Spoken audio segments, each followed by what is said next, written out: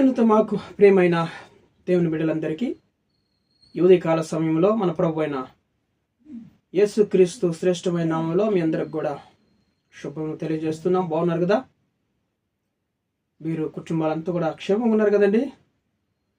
మన ప్రభు నిన్నటి కాల సమయం అంతా కూడా మనల్ని కాచి కాపాడి ఈ దినమును మనకు బహుమానంగా ఇచ్చినాడు కాబట్టి ఆయన పరిశుద్ధ నామానికి మహిమ కలుగును గాక. ఉదయకాల సమయంలో మనం వాగ్దానం కోసం ఎదురు చూస్తున్నాం కదా. పరిశుద్ధ గ్రంథాలు తెరిచినట్లయితే 86వ కీర్తన 7వ వచనం,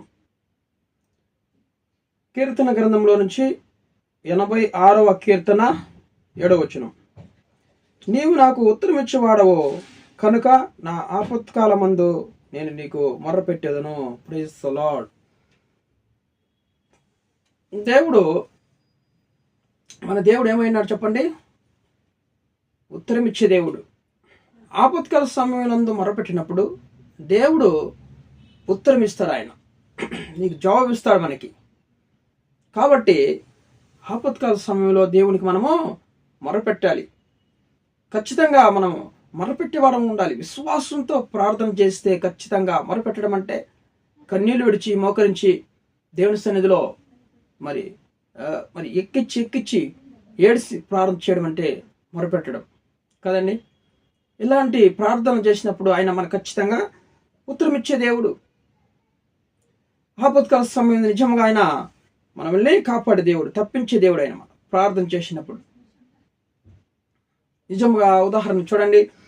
ఒక తల్లి నిద్రపోతున్నట. 3 గంటల సమయంలో ఆమెకి ఒక కల వచ్చింది. కుమారుడు ఏదో చదువుకొని వెళ్ళినటువంటి కుమారుడు ఏదో ప్రాబ్లంలో ఉన్నట్టు ఆమె కల వచ్చేసింది. చాలా ఇబ్బందులు ఉన్నట్టు ఆమె కల వచ్చింది. 3 గంటల సమయంలో సడన్గా ఉలిక్కిపడి లేచి భయంకరంగా ఆవేదనతో ఏడుస్తూ ఉంది. మరి ఏం చేయాలో అర్థం కాలే. వెంటనే దేవుని సన్నిధిలో మోకరించి చేతులెత్తి, ప్రభువా, యేసయ్యా, నా కుమారుడు మరి ఎక్కడున్నాడో ఏంటో తెలియదు, ఏమైందో తెలియదు, సడన్గా నా కుమారుడికి ఏదో ఆపద సంభవించినట్లు కలొచ్చింది. ప్రభువా, దయచేసి నాయన ప్రభు, నా కుమారుడు ఎక్కడున్నాడో అతన్ని ఆపత్కాలం ముందు నువ్వు కాపాడే దేవుడు, ఉత్తరం ఇచ్చే దేవుడు కాదు ప్రభువా, నా బిడ్డని కాపాడయ్యా, ఏ ఆపద లేకుండా, అతనికి ఏ తొందర లేకుండా నాయన నువ్వు రక్షించి కాపాడు ప్రభువా అని ప్రార్థన చేసింది. ప్రార్థన చేసినాక ఆమె కొంచెం ఆదరణ కలిగింది అనమాట. ఆరుదల వచ్చేసింది. ఆ టెన్షన్లో నుంచి గుండె ఫాస్ట్గా కొట్టుకుంటుంది. ఆ టెన్షన్లో నుంచి ఆమెకి కొంచెము ఆరుదల, కొంచెము ధైర్యం కలిగింది అనమాట. మరలా పనుకొని నిద్రపోయినప్పుడు ఉదయకాలం లేస్తున్నాగానే ఫోన్ వస్తుంది తన కుమారుడు నుంచి. అమ్మా, ఏం జరిగిందో తెలుసా? రాత్రి 3 గంటల సమయంలో మేమున్న హాస్టల్ అంతా కూడా అగ్నిమయమైపోయిందమ్మా. నిప్పు తగులుకొని బగబగ మండుతున్నప్పుడు ఎవరో 3 గంటల సమయంలో వచ్చి డోర్ తట్టినారమ్మా. డోర్ తడుతుండగా నాకు మెలకు వచ్చింది. చూస్తే హాస్టల్ అంతా కూడా కాలిపోతూ ఉంది. ఏం చేయాలో అర్థం కాలేదు. ఆ వెనకున్న కిటికీ ఆ మెస్ తీసి వెంటనే ఆ పైపులను పట్టుకొని, ఆ పైపులు ఉంటాయి వెనక, ఆ కిటికీ వెనక పైపులు ఉన్నాయి, ఆ పైపును పట్టుకొని సర జారి కిందికి దిగి తప్పించుకున్నానమ్మా. ఎంతోమంది హాస్టల్లో మరి మరణించినారు. మరి ఎవరో తెలియదు, కానీ ఆ 3 గంటల సమయంలో డోర్ తట్టడం అంటే నేను కూడా ఖచ్చితంగా మరణించుండేవాన్నమ్మా అని ఫోన్ చేసినప్పుడు ఆ తల్లి, యేసయ్యా, నా బిడ్డని ఖచ్చితంగా నువ్వే కాపాడినావు. ఆ 3 గంటల సమయం నేను ప్రార్థించాను కదా, వెంటనే నువ్వు వెళ్ళి కుమారుడు డోర్ తట్టింది నువ్వేనని ఆ తల్లి దేవునికి మొరపెట్టింది. సంతోషంగా ఆ కుమారుడితో చెప్తుంది, ఆ 3 గంటల రాత్రిలో డోర్ తట్టింది ఎవరో కాదయ్యా, యేసయ్య వచ్చి డోర్ తట్టారు, నేను లేపాడు. ఎందుకంటే నాకు సడన్గా ఒక కల వచ్చింది, నువ్వు ఆపదలో ఉన్నట్లు. వెంటనే దేవునికి ప్రార్థన చేసి మన యేసయ్యకి ఆ ప్రాబ్లం అప్పచెప్పాను నేను. ఆయన ఆపత్కాల సమయంలో నమ్ముకునేదగిన సహాయకుడు, రక్షించే దేవుడు అని మొరపెట్టినప్పుడు వెంటనే ఆ యేసయ్య వచ్చి నేను ఆ 3 గంటల సమయంలో ఖచ్చితంగా నేను కాపాడినాను, ఆయన డోర్ తట్టి నేను లేపాడు చెప్పినప్పుడు ఆ కుమారుడు సంతోషపడ్డాడు. తల్లి కూడా ఆనందం కలిగింది. లేకుంటే కుమారుడు ఖచ్చితంగా మరణించేవాడు. నిజంగా తండ్రి తల్లి చేసిన ప్రార్థనలో శక్తి ఉంది. మోకరించి చేతులెత్తి ప్రార్థన చేసింది, తండ్రి, నా కుమారుడు ఆపదలో ఉన్నాడు, ఎవరైనా ఉన్నారా ఈరోజు కలలుగనేవారు? దేవుని మరి రాత్రికాల సమయంలో పనుకున్నప్పుడు కళలు వచ్చినప్పుడు ఆ కళను ప్రారంభం చేసి దేవునికి అప్పు చెప్పండి.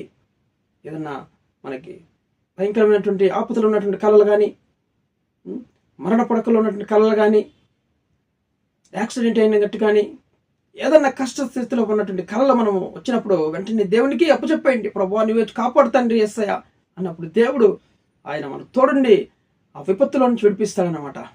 తల్లిదండ్రులు చేసే ప్రార్థన బిడ్డలకి ప్రతికూల సమయంలో ఆ ప్రార్థన కాపాడుతుందండి. దేవుడు పిల్లల చుట్టూ దూతలను పంపించి ఆయనే దేవుడే పిల్లల జతలో ఉండి ఆ విపత్తు కాలంలో చూడండి దేవుడు మన పిల్లలందరినీ కూడా రక్షిస్తాడనమాట. అందుకే రేయి మొదటి సమయం లేచి నీ పిల్లల కోసం మొరపెట్టమని, నీళ్లు కుమ్మరించినట్లు మన హృదయాన్ని కుమ్మరించమని లేఖనాలు చెలవుస్తున్నాయి కదా. ఖచ్చితంగా నువ్వు మొరపెట్టినప్పుడు దేవుని సన్నిధిలో మనకి దేవుడు ఆపదల నుంచి తప్పించి దేవుడు అంటున్నాడు. మన దేవుడు నిజముగా మొరపెట్టడం నేర్చుకో. బిడ్డల కోసం మొరపెట్టాలి మనం. ఎందుకంటే వాళ్ళు కాలేజీలకి స్కూల్కి వెళుతుంటారు కదా, ఉద్యోగాలకు వెళుతుంటారు కదా. ఖచ్చితంగా దేవుడికి మనం మొరపెట్టే బిడ్డలుగా తల్లిదండ్రులుగా ఉండాలి. తల్లి చేసినటువంటి ప్రార్థన ఎంత శక్తిని చూడండి. వెంటనే దేవుడు 3 గంటల రాత్రిలో ఆ కుమారుడు ఉన్నటువంటి రూమ్ దగ్గరికి వెళ్ళి డోర్ తట్టాడు యేసయ్య. 3 గంటల రాత్రిలో ఎవరో వెళ్ళి డోర్ తడతారండి? ఆ తల్లి 3 గంటలు ప్రార్థన చేసింది. అదే సమయంలో డోర్ తట్టాడు దేవుడు అక్కడికి వెళ్ళి. దేవుని నామానికి మహిమ కలిగిన గాక. నిజంగా ప్రార్థన చేయకుండా మానకండి, ప్రార్థన చేయకుండా ఉండకండి. ప్రార్థనలో గొప్ప శక్తి ఉంది. ప్రార్థన ఇంకా విశ్వాసంతో కూడిన ప్రార్థన మొరపెట్టడం అంటే కన్నీటితో మోకరించి చేతులెత్తి ప్రార్థన చేయాలి. ఖచ్చితంగా దేవుడు చూడండి ప్రతికూల సమస్యల్లో ఉన్నప్పుడు పిల్లలు ప్రతికూల సమస్యల్లో పిల్లలు ఉన్నప్పుడు ఖచ్చితంగా దేవుడు కాపాడి సంరక్షిస్తాడు. దేవుని నామానికి మహిమ కలిగిన గాక. మరి ప్రార్థన చేస్తున్నావు ఈరోజు నువ్వు బిడ్డల శ్రమంలో ఉన్నప్పుడు, కష్టాలు ఉన్నప్పుడు ప్రార్థన చేసి ఆ సమస్యను దేవునికి అప్పచెప్పు. అది సమస్య నిజంగా జరిగినట్టు సమస్యలే కానీ, కల్లో జరిగినాయి కానీ, ఏదైనా కూడా దేవునికి అప్పచెప్పినప్పుడు దేవుడు సమస్య విరిగిన దేవుడు కదా, నువ్వు చూసే దేవుడు కదా. ఆ తల్లి అంటుంది, ప్రభువా నువ్వు చూస్తున్న దేవుడు కదా ప్రభువా, నా బిడ్డ ఎక్కడ కష్టంలో ఉన్నాడో నువ్వే కాపాడయ్యా అన్నప్పుడు వెంటనే దేవుడు ఆ డోర్ తట్టి ఆ బిడ్డని లేపినప్పుడు ఆ కుమారుడు తెలివితో ఆ కిటికీ గుండా వెనక్కి దిగి మరి కిందికి జారి వచ్చేసాడు. దేవుని నామానికి మహిమ కలిగిన గాక. ఈరోజు ప్రారంభం చేయడానికి నువ్వు ఆలస్యం చేస్తున్నావేమో, వెనక తీస్తున్నావేమో, నిర్లక్ష్యం చేస్తున్నావేమో. ఈరోజు నుంచి దేవుని సన్నిధిలో మొరపెట్టు. ప్రార్థనలో శక్తి ఉంది. తల్లిదండ్రులారా బిడ్డల కోసం మొరపెట్టండి, బిడ్డలారా తల్లిదండ్రుల కోసం మొరపెట్టండి. ప్రతి విషయంలో కూడా దేవునికి ప్రార్థించే వారంగా ఉండాలి. దేవుని నామానికి మహిమ కలుగును గాక. అన్ని విధాలుగా దేవుడు మనల్ని కాపాడి రక్షించిన గాక. వీడియో చూస్తున్న మీరందరూ కూడా దయచేసి సబ్స్క్రైబ్ చేయండి, లైక్ చేయండి, ఇతరులకు షేర్ చేయండి.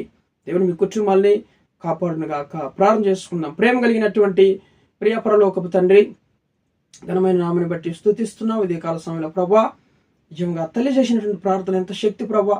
వెంటనే నాయన ప్రభువా వెళ్ళి ఆ కుమారుడు ఉన్నటువంటి రూమ్లో డోర్ తట్టి ఆ బిడ్డ లేపినందుకు మీకు స్తోత్రములు తండ్రి. అలాంటి శ్రమంలో ఇరుకులు ఇబ్బందులు ఎవరైతే ఉన్నట్లయితే నాయన ఆ బిడ్డను కాపాడినట్టు నాయన ప్రతి ఒక్కరిని కూడా కాపాడండి స్వామి. రక్షించండి యేసయ్య.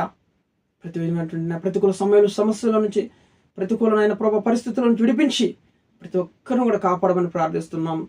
ఉద్యోగం వారికి ఉద్యోగం తెచ్చేయండి, వివాహం కాని వారికి వివాహం తెచ్చేయండి యేసయ్య. గర్భఫలం లేని వారికి గర్భఫలం తెచ్చేయండి యేసయ్య. ఆ అనారోగ్య సమస్యలతో వాళ్ళందరినీ కూడా మీకు గాయపడిన హస్తాలతో ముట్టి స్వస్థపరచండి. కుటుంబాల్లో నాయన ఐక్యత ప్రేమ దయచేయండి ప్రతి ఒక్కరికి నాయన తండ్రి.